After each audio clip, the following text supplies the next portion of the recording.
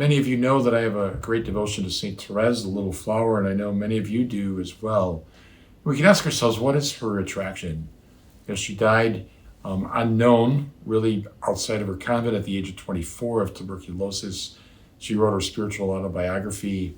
She overheard two nuns saying as she lay dying, these nuns were wondering what the Mother Superior would write in her obituary because she really had accomplished very little in terms of external action, and yet she's a doctor of the church, and she was canonized 28 years later after her death in 1925.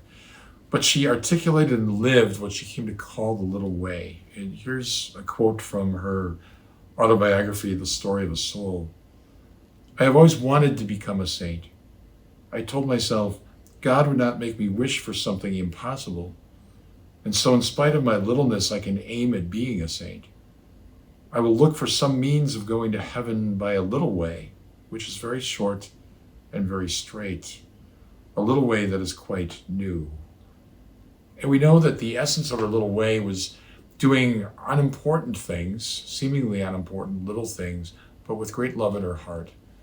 So picking up something off the floor that somebody else had dropped carelessly, being kind to the cranky old nun in the cell next to her, putting up with things that could be a whole lot better, smiling when she didn't want to smile, not complaining when she wanted to release complaints.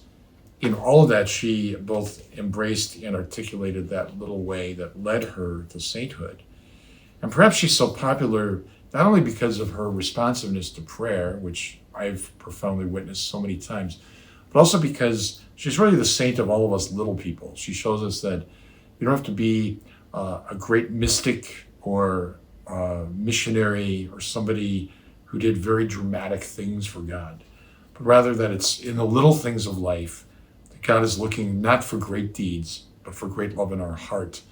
And so we just continue to pray to St. Therese and ask her inspiration that in all the little details of our lives, in all of those little imperfections, all those things that can annoy us and try us, that in all of that God is present, asking us to accept it, to embrace it, to love it, and to lift it to Him as this oblation of self, that we put all those little things together and indeed it becomes a great gift that we offer to the Father's heart. St. Therese, pray for us.